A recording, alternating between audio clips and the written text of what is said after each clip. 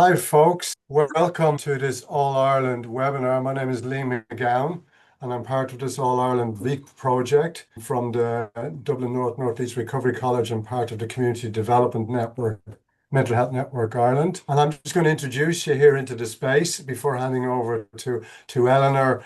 We're going to roughly be together for about an hour and a half, but we have a little bit later if the dialogue, if the conversation continues. And just from the outset, really, it will make more sense after Joanne speaks, but this is the first All Ireland webinar which is around the kind of the creation, or at least the creation of an understandable common language within mental health and poverty across the island of Ireland. And hopefully that will make more sense as we go through the webinar, because it will be you who are here today which will do the sense making, but I'll explain a little bit more about that later on. I think for now, I'm just going to pass over to Eleanor McKenna.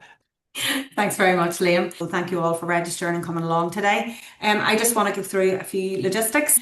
As we go through the day, we're really hoping that you guys will all participate, and Liam will explain how that will work with the open dialogue session in a little while. So we are going to pass over to Joanne now, and Joanne's going to give us a little bit of an overview of the VEEP, or Voice Equality Experience Power Initiative, and the things that we have been doing over the past 18 months. We're going to pass back to Liam then, and Liam is going to facilitate an open dialogue. We're going to have a prompting question at the beginning of that around the Speaking My Language topic that we have today, and we'll just close with some next steps.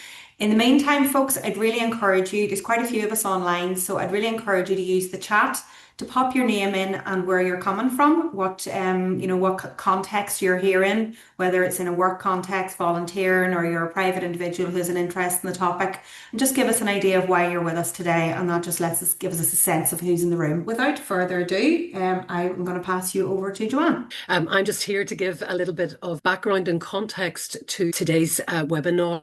The VEEP partners hired Edel Quinn to develop a baseline paper to very much highlight the indisputable link between poverty, mental health, and structural inequality, all of which really does contribute to poor mental health and increased distress. So Edel did a rapid review of international best practice in mental health and human rights, and we also looked at other health policies. We looked at our members' reports and things like that, and we pulled it all together to get a sense of what we all mean by this paradigm shift in mental health. So we took all the information and we gathered it, we analysed it, and it has really helped to shape our thinking on this year's project, which is around building a common language for collaboration. It also highlighted that there is a persistent gap in what our policies say and how we experience implementation. But we also need to highlight, from a community development perspective, the need for more preventative and peer-led approaches in our work. We also know that working in partnership is absolutely key. It's in all our policy documents.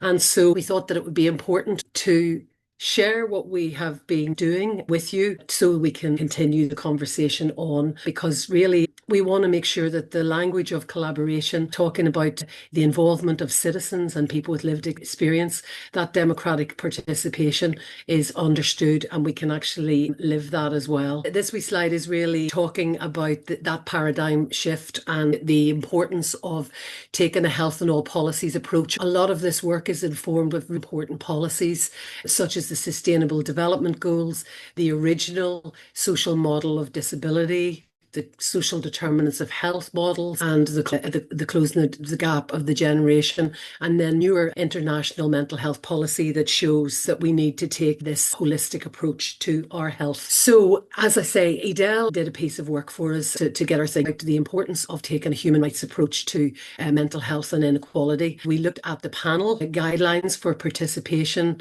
accountability, non-discrimination, equality, and then having that backed up with the legislation. She then did an analysis on some key policies north and south, and we focused on some key terms as well, which I'm going to share with you. And then we did a content analysis, and importantly, because we're community development organisations, we were the whole time cross-checking the All Ireland Community Development Standards to cross-reference our work.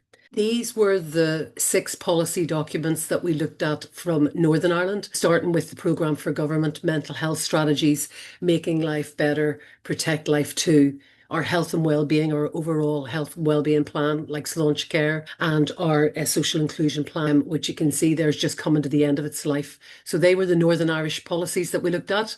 And then in the South, in Ireland, we looked at similar policies to do our analysis. And these were the key terms that we looked out for, as you would expect, along the left-hand side, what these policies were saying on mental health. We just wanted to know how many times that they had referenced it. So we looked at mental health, poverty, human rights, prevention and early intervention, inequality and the social determinants of health. We also looked at the key terms which are really pertinent to today's discussion. Where were the mentions of community development?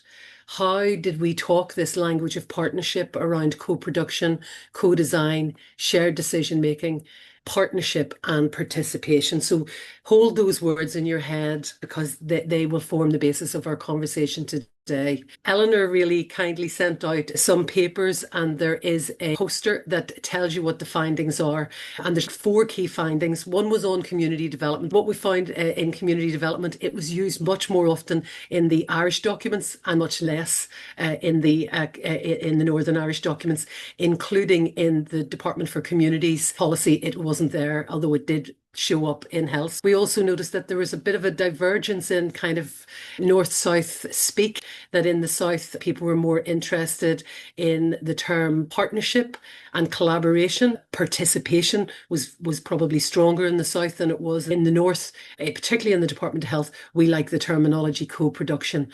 So what we're hoping to do with this new project is to go behind those numbers. Those numbers are just piquing our interest. What we really want to try and understand is there a difference in how we understand this terminology? Does it have different meanings for us, in the hope that if we can build a consensus on the language and the meaning behind it, then we'll be able to work more effectively in our partnership working. So we did a similar thing with the international context. We looked at those 4 terms just to see if they were present. Edel Quinn did a rapid review of over 20 international mental health and human rights documents for the rapid review, and then my colleague Kiva did a quick sample to see how this language was showing up at the international level. They were the 2 documents that we looked at: the Mental Health General Assembly's report from the Special Rapporteur on the right of everyone for the enjoyment of the highest attainable standard of physical and mental health. So we noticed that in the terms that we're interested in now, the engagement, you can see is mentioned there a lot.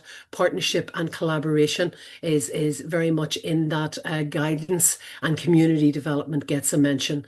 This is just giving you a flavour of when people are talking about community development, or in the case of the WHO and UN document there, they're talking about co-development of activities by the person with lived experience. Uncompromised peer support is central to recovery. Empowerment through networks, recovery programmes, non-coercive models such as open dialogue. Collaboration with persons with lived experience. Partnership, explaining this can improve person-centered responses, and engagement is used interchangeably with participation as well. And then you can see that in the references there to inequality, the determinants of health, which grounds a lot of this work, human rights, which should be grounding this work, and then also the references to poverty as well. So we're sharing this just to give you a background. We're not doing any big analysis at this point. It's just to highlight the key terms that we're looking at today. And finally, to say that the policy work can be daunting, and you may say, why have we tuned into this webinar when we want to talk about the real life experience of people? But through this work on the VEEP project, we have been careful to define community development, but also working on a definition for a community development mental health project, which we are saying would be run by the people for the people with lived experience of enduring mental health difficulties. And you can see there the language of social inclusion, respect, empowerment and equality in communities, a space for people to connect socially and to grow, the importance of education, learning opportunities, the real importance of people being involved and participating in action research for social change, and all the time having an upstream focus. So starting with the international, starting with the structural determinants of health to tackle the root causes of our inequalities. I thought one of the other things that came out of the VEEP work so far was the importance to all of us of creativity, the arts, and of nature. And I think that the poet Adrian Rich sums it up very well with what this project is about. If you're trying to transform a brutalized society into one where people can live in dignity and hope, you begin with empowering the most powerless. You build from the ground up. I'm going to pass over now to Liam and Eleanor.